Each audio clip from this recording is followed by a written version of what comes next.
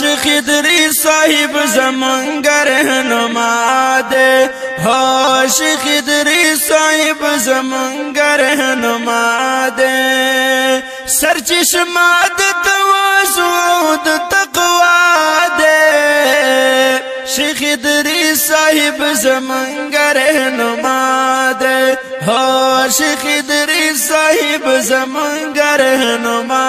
دی سرچشمه د تواضع او د تقوا دی شیخ ادریس صاحب زمونږ رهنما دی ها شیخ ادریس صاحب زمونږ رهنما دی فصاحت او بلاغت کی لاسانی دی